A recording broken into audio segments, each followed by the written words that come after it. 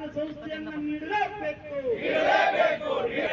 ಪ್ರಾದೇಶಿಕ ಸಮತೋಲನ ನಿವಾರಣೆಗಾಗಿ ರಾಯಚೂರಿಗೆ ಏಮ್ಸ್ ಅನ್ನು ಘೋಷಣೆ ಮಾಡಲೇಬೇಕು.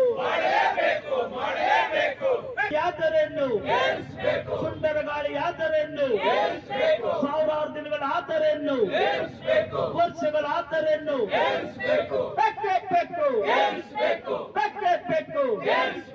ನಮಗೆ ಬೇಕು, ನಿಮಗೆ ಬೇಕು, ಇವರಿಗೆ ಬೇಕು, ಎಲ್ಲರಿಗೆ ಬೇಕು, ರಾಯಚೂರಿಗೆ ಬೇಕು. ಯಾತಕ್ಕಾಗಿ ಹೋರಾಟ, ಎಲ್ಲಿಯವರೆಗೆ ಹೋರಾಟ.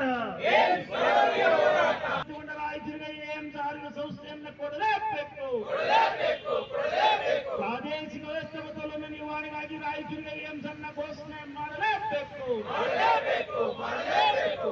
ರಾಷ್ಟ್ರೀಯ ಅಧ್ಯಕ್ಷ ರಾಷ್ಟ್ರೀಯ ಸ್ವಾಭಿಮಾನ ಪರಿಷತ್ತು ನವದೆಹಲಿ ಇವತ್ತು 1122ನೇ ದಿನಕ್ಕೆ ಕಾಲಿಟ್ಟಿರ್ತಕ್ಕಂಥ ಏಮ್ಸ್ನ ಹೋರಾಟ ಸಮಿತಿಗೆ ಮೊಟ್ಟ ಮೊದಲ ಬಾರಿಗೆ ಎಲ್ಲ ಸತ್ಯಾಗ್ರಹಿಗಳನ್ನು ಭೇಟಿಯಾಗಬೇಕಂತ ನಾನು ರಾಯಚೂರಿಗೆ ಬಂದೆ.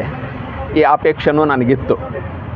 ಹೀಗಾಗಿ ಏಮ್ಸ್ನ ಹೋರಾಟಕ್ಕೆ ಜಯ ಸಿಗುತ್ತೆ ಅನ್ನೋದಕ್ಕೆ ಮೂಲ ಆಧಾರ ಪ್ರಧಾನಮಂತ್ರಿಗಳು ಈ ವಿಷಯವನ್ನು ಭಾಳ ಗಂಭೀರವಾಗಿ ತೆಗೆದುಕೊಂಡು ನಿಮ್ಮೆಲ್ಲರಿಗೂ ಈ ಏಮ್ಸ್ ಹೋರಾಟ ಸಮಿತಿಗೆ ಎಷ್ಟು ಜನ ಸದಸ್ಯರು ಬರ್ತೀರಿ ಅವರಿಗೆ ಒಂದು ಡೆಲಿಗೇಷನ್ ತಗೊಂಡು ಬಂದು ಪ್ರಧಾನಿಯವರನ್ನು ಕಚೇರಿಗೆ ಹೋಗಿ ಪ್ರಧಾನಿಯವರ ಜೊತೆ ಚರ್ಚೆ ಮಾಡೋದಕ್ಕೆ, ನಿಮ್ಮ ಅಹವಾಲುಗಳನ್ನು ಕೇಳೋದಕ್ಕೆ ಪ್ರಧಾನಿಯವರು ತಮ್ಮ ಒಪ್ಪಿಗೆಯನ್ನು ಕೊಟ್ಟಿದ್ದಾರೆ. ಹೀಗಾಗಿ ನಾನು ಅದನ್ನು ಕನ್ವೆ ಮಾಡೋದಕ್ಕೋಸ್ಕರನೇ ರಾಯಚೂರಿಗೆ ಬಂದೆ. ಹಾಗೆ ಯಾವ ಕಾರಣಕ್ಕೂ, ಯಾಕಂದರೆ 3 ವರ್ಷಗಳ ಮೇಲ್ಪಟ್ಟಾಗಿರೋ ಹೋರಾಟ ಇದು, ಯಾವ ಕಾರಣಕ್ಕೂ ನಿರಾಶೆ ಆಗಬಾರ್ದು. ಆಮೇಲೆ ಇದರಲ್ಲಿ ಯಾಕಂದರೆ ತುಂಬ ಒಂದು ಮನುಷ್ಯನ ಸಹನೆಗೂ ಒಂದು ಮಿತಿ ಇರುತ್ತೆ. ಆ ಸಹನೆ ಮೀರಿದಾಗ ಏನಾಗುತ್ತೆ ಅಂತಕ್ಕಂಥದ್ದು ನಮಗೆ ಗೊತ್ತಿದೆ.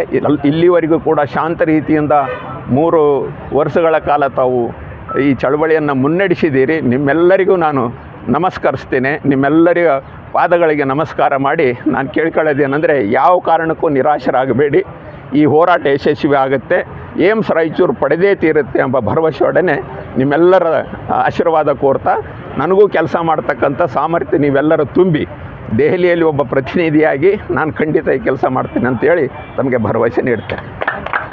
ಯಾಕಂದರೆ ಅವರು ಇದನ್ನು ಗಂಭೀರವಾಗಿ ಪರಿಗಣಿಸಿರಲಿಲ್ಲ. ಆದರೆ ಒಂದು ಮಾತ್ರ ತಿಳ್ಕೊಳ್ಳಿ, ಯಾರಿಗೂ ಏಮ್ಸ್ ಆಗಬಾರ್ದು ಅಂತಕ್ಕಂಥದ್ದಿಲ್ಲ. ಆದರೆ ಏಮ್ಸ್ ಆಗಬೇಕು, ಅದು ರಾಯಚೂರಲ್ಲಿ ಆಗಬೇಕು ಅಂತಕ್ಕಂಥ ಅಭಿಪ್ರಾಯದ ಕ್ರೋಢೀಕರಣ ಆಗ್ತಾಯಿದೆ. ನಾನು ಈ ವಿಷಯದಲ್ಲಿ ರಾಜ್ಯ ಸರ್ಕಾರದ ಜೊತೆನೂ ಮಾತಾಡ್ತೀನಿ.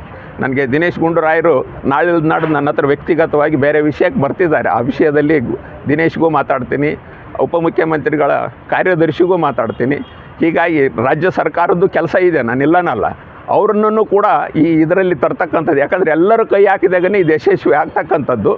ರಾಜ್ಯ ಸರ್ಕಾರದ ಪಾತ್ರ ಈಗ ಸ್ವಲ್ಪ ಅವರು ಇದರ ಪರವಾಗಿದ್ದಾರೆ. ಯಾಕಂದರೆ ಇಲ್ದಿದ್ದರೆ ಏಮ್ಸ್ ಕೈ ಬಿಟ್ಟು ಹೋಗುತ್ತೆ ಅಂತಕ್ಕಂಥದ್ದು. ಆದರೆ ನಾವು ರಾಜ್ಯಕ್ಕೊಂದು ಏಮ್ಸ್ ಕೊಡಲೇಬೇಕು.